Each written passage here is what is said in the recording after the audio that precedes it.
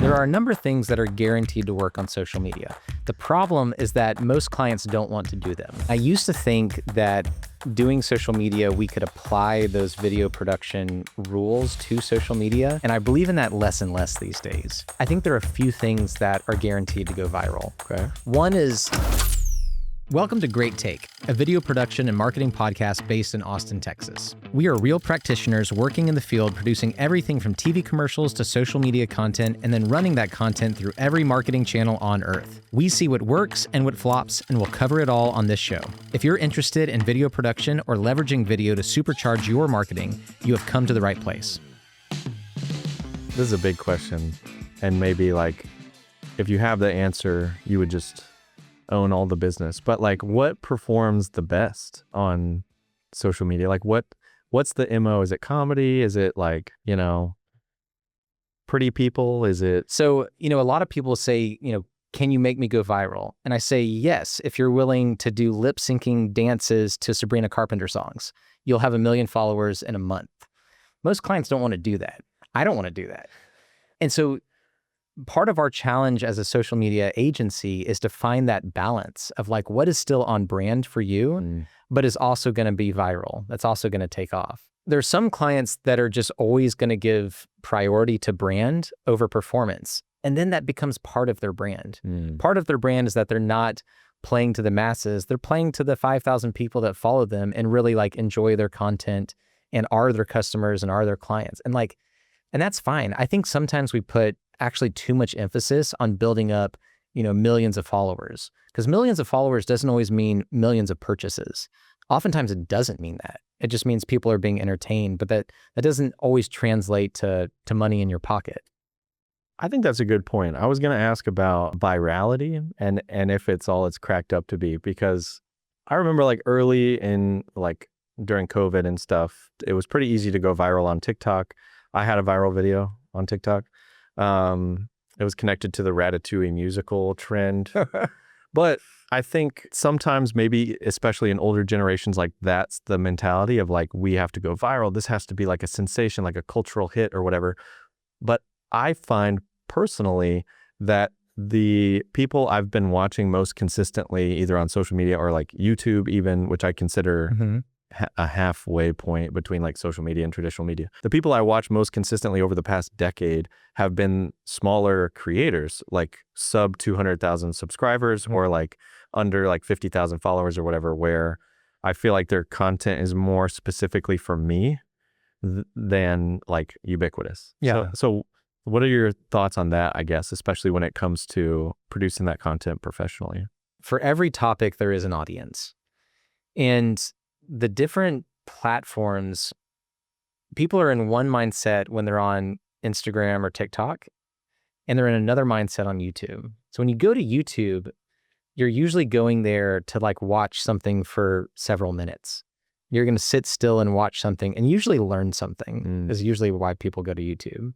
Whereas Instagram, TikTok is more for sort of instant entertainment. And so I think you have to know the platform well and make content for that platform. And like stuff that works on YouTube is not going to work on Instagram and TikTok and vice versa. But you were asking about, I kind of want to go back to that question about like what works, what goes viral. I think there are a few things that are guaranteed to go viral. Okay. One is opening a curiosity loop of what if I told you that XYZ is a lie and you thought it was a truth, And then, okay, well, he said it's a lie. Now I need to keep listening to see why it's a lie. Mysteries at the museum. It's if you create like closed circuit TV, like security cam footage, anytime security cam footage comes up on a news feed and you see someone slowly moving in the frame, you have to watch because you're like, okay, what's going to happen? A crime is about to happen. Yeah. A crime is about to happen, or like someone's going to like fall and hurt themselves, and either is entertaining. Classic. I think curiosity loop is the biggest hook on social media. And with YouTube, it's kind of the same thing, but it's you open up that curiosity loop, or like I'm about to give you value. I'm about to give you information on something that you need. And then you just have to deliver it of like teaching a lesson. So that's how we get rid of make sure you watch till the end.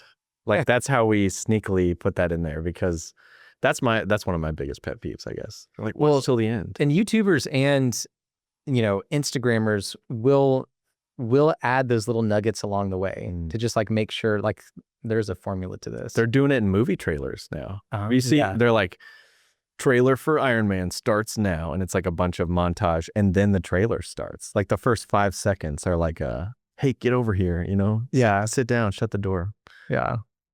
So, Andrew Bennett, if a client comes to you and says, I need this video by this date, how do you find their needs, I guess, or the needs to be addressed, or is that your job at all? Clients come to us because they need a creative problem solver.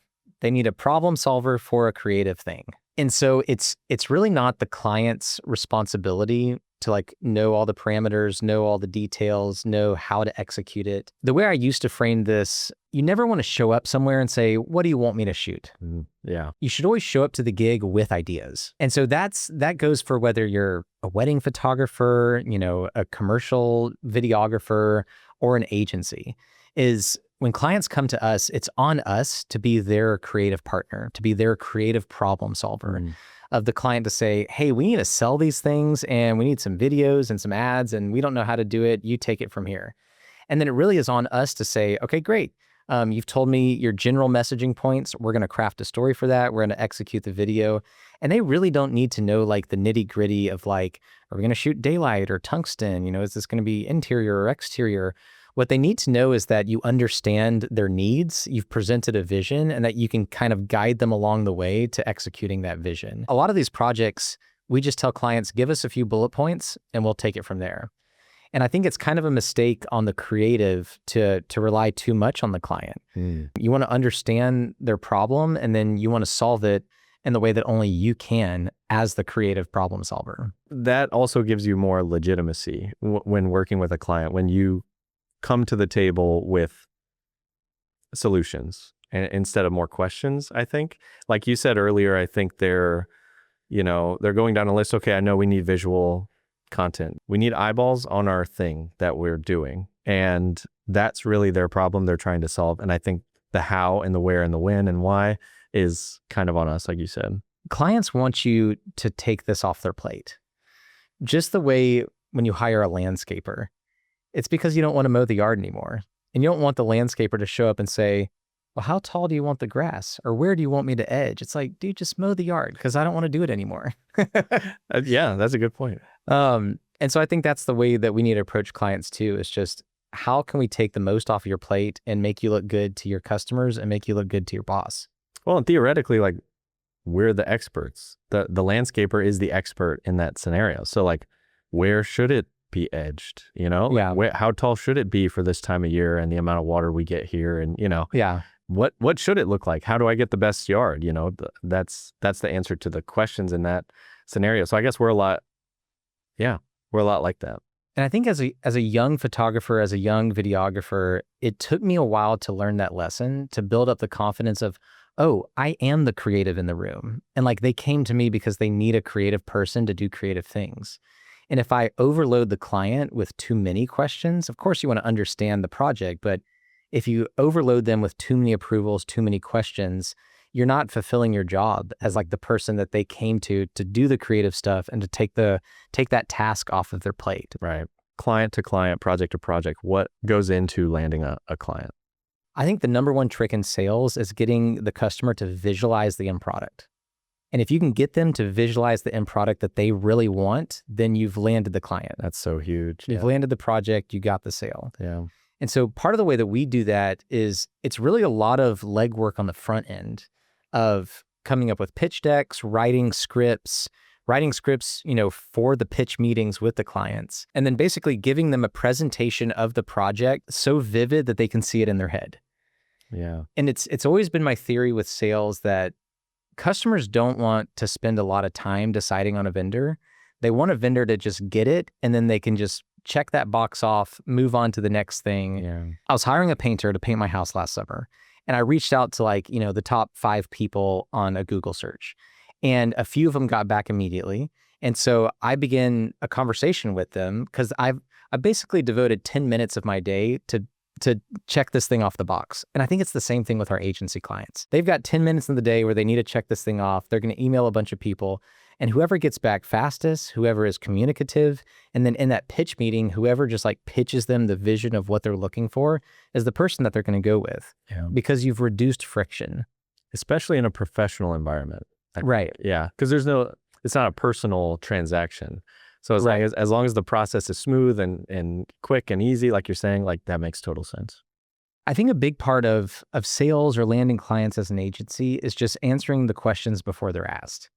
And if you can send that email that just covers all the bases, or get on the phone call that just covers all the bases, you're just so much more likely to land that client. If you can pitch that commercial and act it out to them on the call, you're just so much more likely to land it, because you've given them what they're looking for, which is like the confidence in you that, oh, they get it, they can execute it, and now I can see it in my head what they're pitching. This is easy. I'm going to go down the road with this person and forget about going down the road with the other people.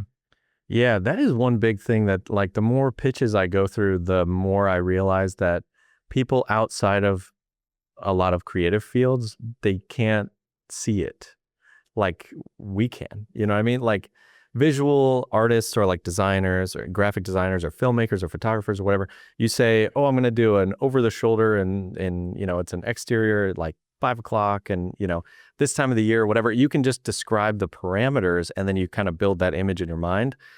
And like clients don't do that.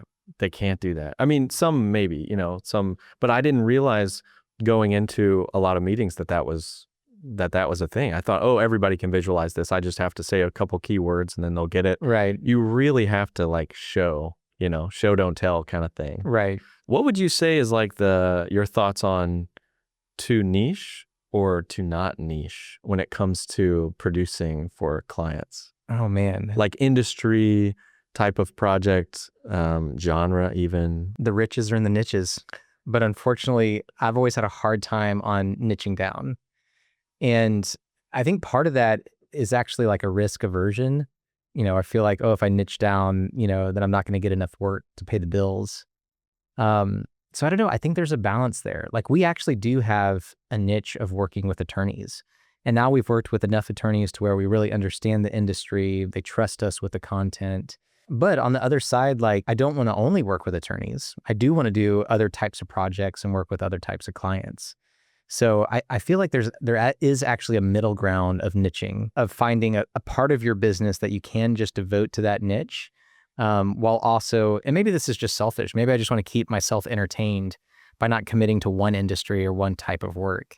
But I think where we've landed is basically half niche. For better or for worse, we'll see how it pans out. Yeah.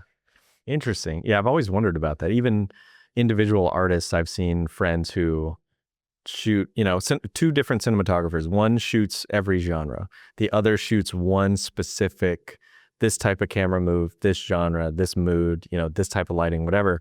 And I've seen different levels of success there, in each of their paths. And so I've always thought that question is really interesting, like when creating things. So our business started as a production company, as a commercial production company for photo and video. And I used to think that doing social media, we could apply those video production rules to social media. And I believe in that less and less these days. And I think part of that is just social media is all about instantaneous content, very quick turnarounds, and like the type of camera and lens that you use really doesn't matter. It's more for like the vibe and the energy of the content. We used to like shoot social media content in log, then have to color it, then have to edit it in Premiere. And I think we're going to do that less and less because of the needs of our clients, of just needing to do quick turnarounds that we can just post, the same day, the next day, without having to actually get into an editing suite. Sometimes just doing it in the Instagram app or the TikTok app. And so I've started to think of our business much more as like pretty siloed services of like commercial video production with a totally different workflow, its own editors, and then social media with a totally different workflow and its own editing style as well. Yeah. Could I ask you about inside of social media specifically? I feel like there's a couple buckets there, and I think that they get lumped together. Like I said, I don't have the most experience with social media content creation or anything, but from the outside, it seems like there's ads, there's maybe paid social, like boosted posts basically, and Yeah. then there's organic content. Can you talk about, because I feel like when I'm scrolling and I see an ad, if it looks really good, I almost instinctually keep scrolling. So Tell anybody, Keegan. It's part of the death of filmmaking on Right. social media. But I think I'm more in tune with that maybe than the average Joe. But could you speak to how you make content for those different buckets on social media? Like, it's one platform that I feel like gets talked about as one thing, Yeah. but it kind of is multiple things, is it not? Yes. So I think there are creators out there that make beautiful filmic, like aesthetic content on social media. And there's definitely a following to be had with that. But I think for the most part, social media is more about lo-fi, quote unquote, authentic, the most overused word in our business. But it's more lo-fi content that looks like your buddy could have done it. I mean, because we all got on social media at the beginning to just like connect with friends. Yeah, when it was awesome. That's right. It was a little cooler then. And I think the content still has that tradition in it of when you see something that's like super polished on social media, it looks weird. It looks off. Like it looks like it's on the wrong platform. Whereas when you're watching, an NBA game and you see an Adidas commercial, you expect to see polished content there and you're in the mood to see that type of content there. Whereas on Instagram, most people go on Instagram to kill time. Yeah. And so they're in the mood to kill time and get really quick hits. It's pretty good at killing time. And so the content, one, needs to be immediately engaging, and two, needs to look similar to your buddy who's, posting videos of their cat or of their kids or of their, motocross bike.